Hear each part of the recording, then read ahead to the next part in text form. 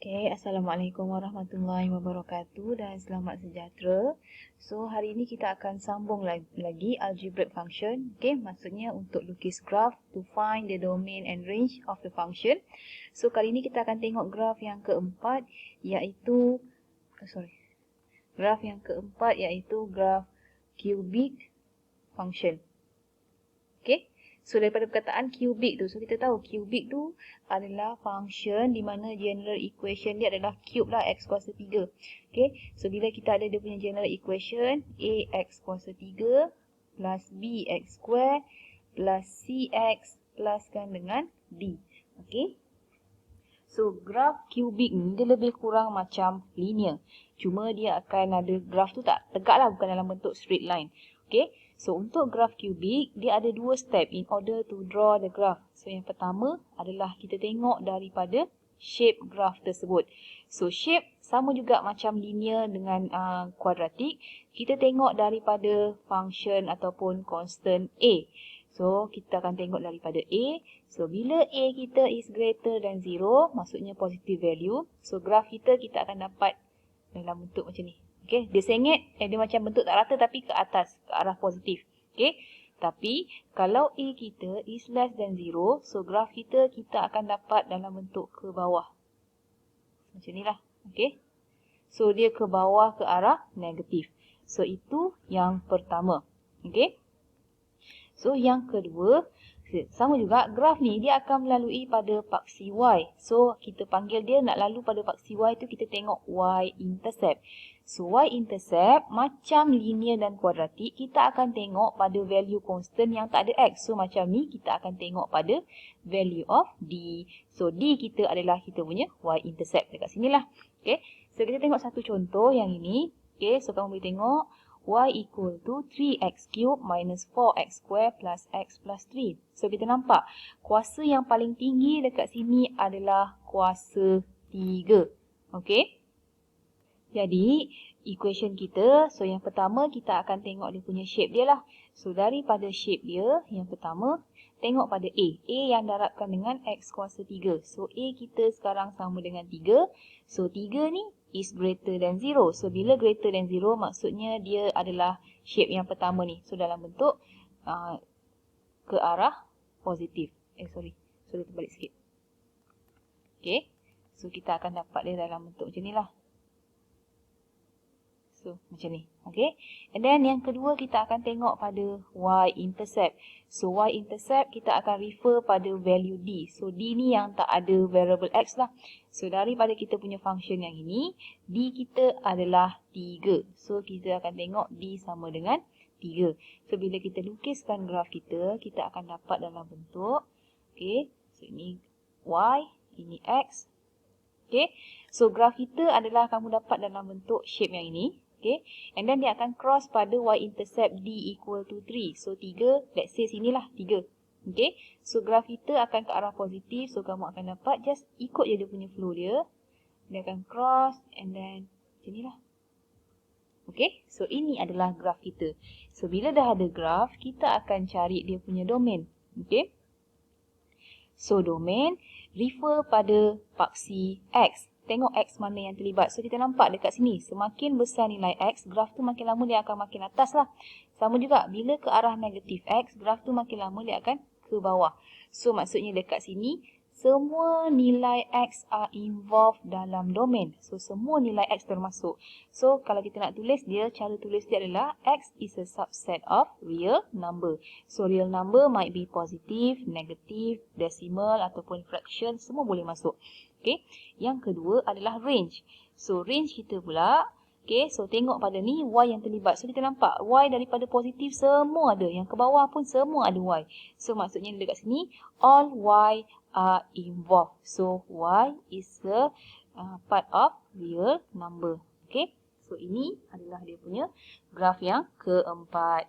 So, next one kita akan tengok graf yang kelima. Okay. So, graf yang kelima adalah graf square root function. So, graf yang kelima untuk square root function. Okay. Square root function. Okay, so untuk square root function maksudnya bila graf tu ada bentuk square root. So, secara generalnya graf square root kita akan dapat dalam bentuk yang inilah. AX plus B plus dengan C. Okay, so kita tahu untuk square root ni bukan semua nilai X kita boleh kita boleh calculate value of Y. Sebab apa? Square root dia hanya boleh calculate nombor daripada X tu greater or equal to 0. Maksudnya kalau square root of kosong, kita akan dapat square root of kosong lah. Kalau square root of 1, so kita akan dapat 1. Okay. Tapi square root dia tak boleh dapat dalam negative value. Maksudnya yang bawah square root tu. Okay, contohnya square root of negative 9, kita akan dapat math error. Okay. So dekat sini dia ada limitation lah. Maksudnya dia ada kekangan dia di mana untuk square root ni hanya nilai yang X greater or equal to 0 ke atas sahaja yang kita boleh calculate dia punya value of Y. So, apa yang kita akan buat maksudnya graf kita bukan semua nilai X termasuk dalam domain lah. Hanya X yang terlibat sahaja. Okay. So, macam mana kita nak cari X yang terlibat? So, kita tahu.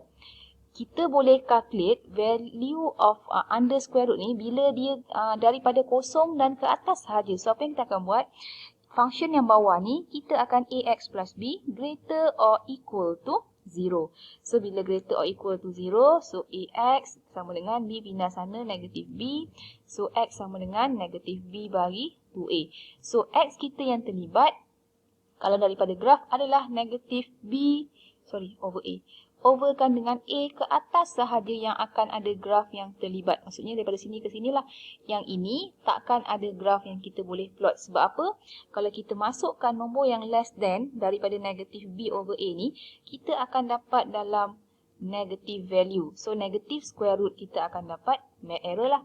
Okay. So ini adalah dia punya tu lah. So graf dia kamu akan dapat dalam bentuk macam ni. Okay, so ini contoh graf dia. So kalau dia positif X, kamu akan dapat ke sana. Okay, so contohnya saya ambil yang basic dia. Y sama dengan square root of,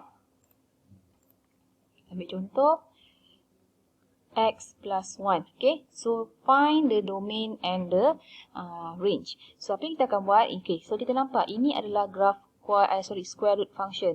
So, bila square root function, dia akan ada limitation di mana kita takkan dapat all the value of X cannot be calculated in order to get the value of Y. Sebab apa? Square root dia hanya boleh baca nombor daripada positif 0 dan ke atas sahaja. Okay. So, apa yang kita akan buat? Kita nak tengok daripada X manakah yang graf tu kita boleh plot. Okay. So, apa yang kita akan buat? Ambil function tersebut.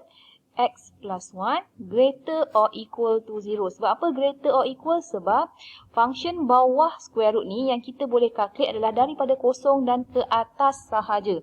So maksudnya yang inilah kosong dan ke atas. So kita akan dapat X equal to greater and equal to, so 1 pindah sana jadi negatif 1.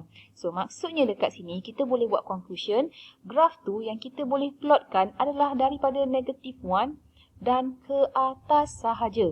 Yang less than negative 1, kita tak akan dapat plotkan graf. Sebab apa? Contohnya, saya ambil nombor yang kurang daripada negative 1. Saya ambil, let's say, X negatif 5. Negatif 4 lah saya ambil. Negatif 3. Okay. So, saya ambil negatif 3. So, bila saya gantikan X negatif 3. So, negatif 3 tambah 1.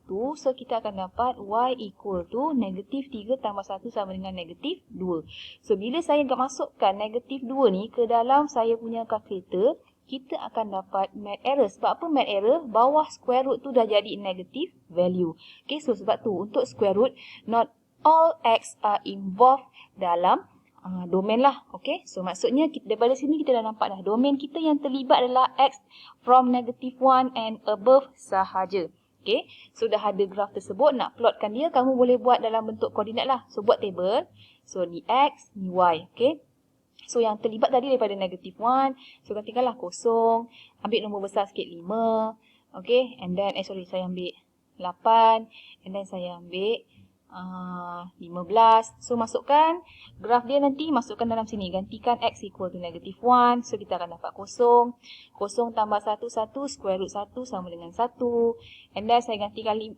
8 tambah 1, 9. Square root 9 sama dengan 3. And then X sama dengan 15. 15 tambah 1, 16. Square root 16 sama dengan 4. Okay. So, lukiskan graf dia.